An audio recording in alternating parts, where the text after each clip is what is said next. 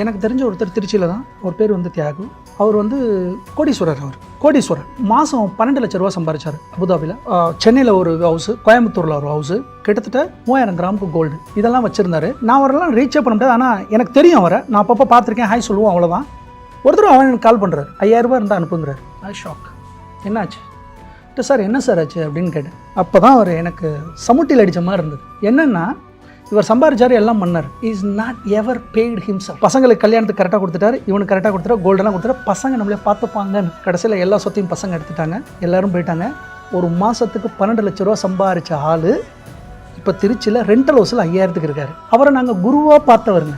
அவர் பக்கத்தில் நம்ம ரீச்சே பண்ண முடியாது. அப்போ என்கிட்ட சொன்னார், மதுரை, என்னோட 3 மாத சம்பளத்தை மட்டும் எனக்கு நீ நேரம் சேர்த்து வச்சுருந்தேன்னா தனி ஃப்ளாட்டில் உட்காந்துருப்பேன். ஆனால் எல்லாம் சேவிங்கிற பேரில், அசட்டுங்கிற பேரில் பண்ணிட்டேனே தவிர, பசங்களுக்கு பண்ணேனே தவிர எனக்கு நான் எதுவும் பண்ணல. அதனால் அந்த தப்பை நீ பண்ணிடாது.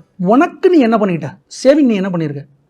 நீ நீ நீ வந்து நம்மளாம் ஆயில் அண்ட் கேஸ் எம்ப்ளாயிஸ், வெளியில் போகிறோம், ஃபாரின் போகிறோம், எங்கேவோ போகிற, திருப்பி வர 45 வயசில் நீ ஊருக்கு வர, உனக்கு மந்த்லி 1 லாக் யார் கொடுப்பா? உன் பொண்ணு கொடுக்குமா?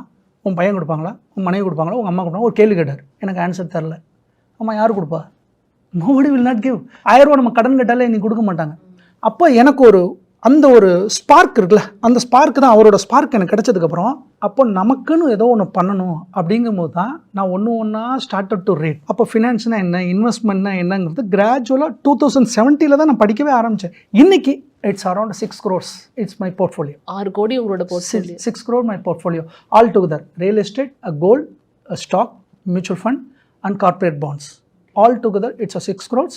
Monthly 2 lakhs and my income. இது வந்துட்டு இது எல்லாராலையும் முடியுமாங்கிறது எனக்கு தெரியல. கண்டிப்பாக முடியும். ஸோ இது ஒரு 10 rupees ஜேர்னி வந்து கிட்டத்தட்ட இங்கே 6 கோடிக்கு வந்து நிற்கிது அப்படின்னு தான் எனக்கு தோணுது. 10 ரூபாயிலேருந்து 6 கோடியா, இது ஒரு பெரிய விஷயம். ஆனால் இது வந்து நீங்கள் கிராஜுவலாக பண்ணலை. கரெக்ட்.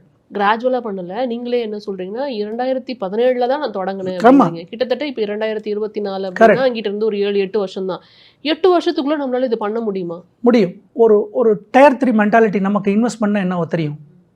கிராமத்து பசங்களுக்கு இன்வெஸ்ட்மெண்ட்னா என்ன தெரியும்னா, கோல்டு வாங்கணும், லேண்ட் வாங்கணும், அவ்வளோதானே. ஸோ நான் 2013 வந்து சின்ன சின்னதாக 3 லட்சம் 2 லட்சத்துக்குலாம் லேண்டு வாங்க ஆரம்பித்தேன். என்னையும் அறியாமலே பொண்ணில் நகையை போடு, நிலத்தில் போடு அப்படின்னு தானே, மண்ணில் போடுன்னு தானே சொல்லுவாங்க. நம்ம இதில் ஃபினான்ஷியலாக பயங்கரமான இன்ஸ்ட்ருமெண்ட்லாம் இன்றைக்கி வந்துருச்சு இந்தியாவில். RBI approved, financial minister approved நிறைய ஸ்கீம்ஸ் எல்லாம் இப்போ நிறையா வந்துருச்சு. But not aware, get aware. ஏன்னா நமக்கு எந்த எஜுகேஷனும் சொல்ல போகிறதில்ல. இப்போ நாங்கள் காய்கறி கடையில் போய்ட்டு x²/c²/y2 கத்திரிக்காய் கொடுங்கன்னு நான் கேட்க போகிறதில்ல.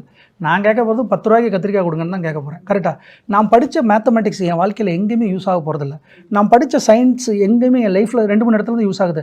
ஆனால் நான் தினமும் யூஸ் பண்ணுறது, நான் பால் வாங்குகிறேன், பெட்ரோலுக்கு போடுறேன், காய்கறி வாங்குகிறேன், ரெஸ்டாரண்ட் போகிறேன், நான் எதுக்காக வேலை பார்க்குறேன், அந்த சம்பளத்துக்காக வேலை பார்க்குறேன். எல்லாமே இந்த நம்பர்ஸு, சம்பளம். அது எந்த எஜுகேஷனுமே எனக்கு சொல்லித்தரல, நமக்கு சொல்லியே தரல. அது திட்டமிட்டால் அது என்னவோ தெரில, நமக்கு எங்கேயுமே சொல்லலை.